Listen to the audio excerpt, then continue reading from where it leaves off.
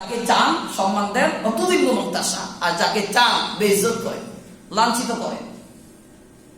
তো আল্লাহর ইচ্ছা, যাকে সম্মান দিবেন তাকে সম্মানিত করবেন, যাকে অসম্মান করবেন, তাকে লাঞ্ছিত করবেন, তাকে সময় মতো লাঞ্ছিত করবেন।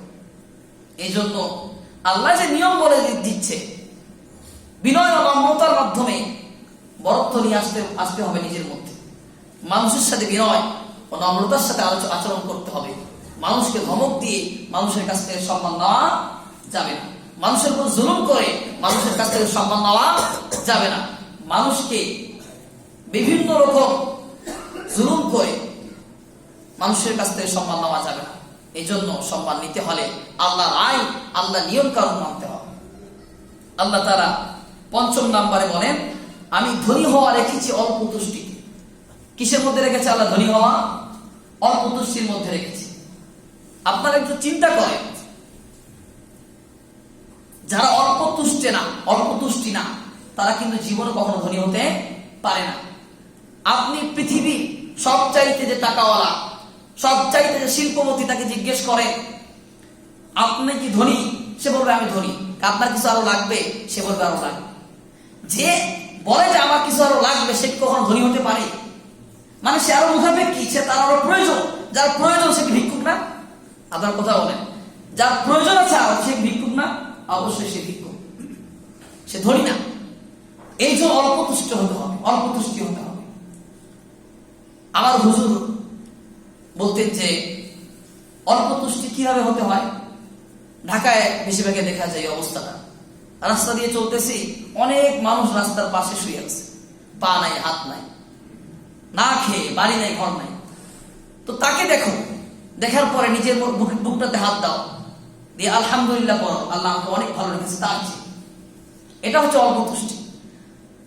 আর যদি তুমি ওই যে টাকার উপরের দিকে ৫তলা ১০তলা বিল্ডিংটার দিকে, তাহলে তোমার অল্প তুষ্টি হতে পারবে না। তখন তোমার মধ্যে আরো চাহিদা আসবে যে হায় হায়, সে আছে ১০তলায়, সে আছে ৫তলায়, কত আরামে আছে, আমি রাস্তা দিয়ে চলতেছি, আমি কুড়ে ঘরে থাকি, আমি টিনের ঘরে থাকি, আমি তো শান্তিতে নাই। এই চাহিদাটা মানুষকে সবসময় গরিব রাখবে। মানুষকে একটা জিনিস ধনী করতে পারে, সেটা হচ্ছে অল্প তুষ্টি। যে মানুষের মধ্যে অল্প তুষ্টি আছে, আল্লাহ আমাকে যা দিচ্ছে আলহামদুলিল্লাহ, অন্যের থেকে তো ভালো আছে। আরে আমার কিছু নাই, কিন্তু অন্যের হাত পা নাই, আমার তো হাত পা আল্লাহ দিছে, আলহামদুলিল্লাহ। কিন্তু মানুষের মধ্যে এই জিনিসটা পাওয়া যায় না। এই জন্য রাসূলুল্লাহ সাল্লাল্লাহু আলাইহি ওয়াসাল্লাম বলেন, ওয়ালা ইয়ামলাউ জাওফা ইবনি আদম ইল্লা তুরাব। এই মানুষের যে পেটটা আছে, এই পেটটা ভরবে একমাত্র মাটি দ্বারা। যখন মারা যাবে, যখন কবরে যাবে, যখন মাটি থেকে চাপ দিবে, যখন মাটি তার পেটে ভরবে, তখন তার পেটটা ভরবে। এছাড়া মানুষের পেট কখনো আর ভরবে না। মানুষকে যদি বলা হয় যে তোমাকে একটি স্বর্ণের পাহাড় দেওয়া হলো, আর কিছু তোমার চাওয়া আছে, সে বলবে আরো 2টি পাহাড় লাগবে আমার স্বর্ণের। যদি 2টি দেওয়া হয়, বললে 5টি লাগবে, 5টি দেওয়া হয় 10টি লাগবে। মানুষের চাহিদা কখনো পূরণ হবে না। এই জন্য আমাদেরকে অল্প তুষ্টি হতে হবে। দেখেন, আপনার অল্প তুষ্টি হয়ে দেখেন, জীবনে শান্তি আসবে। আর যতক্ষণ পর্যন্ত আপনি অল্প তুষ্টি হবেন না, আপনার সারাটা জীবন আফসোস করতে করতে যাবে, সারাটা জীবন। ৬ নম্বর আল্লাহ তাআলা বলেন, আমি দোয়া কবুল হওয়াকে রেখেছি হালাল উপার্জনের মধ্যে। কিন্তু মানুষ তা খুঁজে হারাম উপার্জনে। আমরা অনেকেই হালাল উপার্জন করি না, হারাম উপার্জন করি। কিন্তু দোয়া ধরলে আর দোয়া সারি না। আপনার দোয়া তো কবুল হবে না, কারণ আপনার উপার্জনের মধ্যে হালাল নাই, হারাম রয়েছে। আল্লাহ তাআলা বলছেন যে দোয়া কবুল করাতে চাও, মুস্তাজাব দাওয়া যদি হতে চাও, তাহলে হারাম উপার্জন করে ছেড়ে দিয়ে হালাল উপার্জন করো, তার দোয়া কবুল হবে। হালাল উপার্জন করেন, দেখেন ওই হালাল উপার্জনের মধ্যে দোয়া যখন কবুল হবে, ওটার মধ্যে বরকত চলে আসবে। আর হারাম উপার্জন করবেন, দোয়া কবুল হবে না।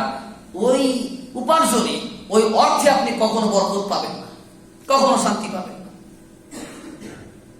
এই জন্য আল্লাহ তাআলা আমাদের সকলকে হালাল উপার্জন করে আল্লাহর কাছে চেয়ে এবং আল্লাহর বিধিবিধানগুলো মেনে নিজের জীবন যাপন করার তৌফিক দান করুক।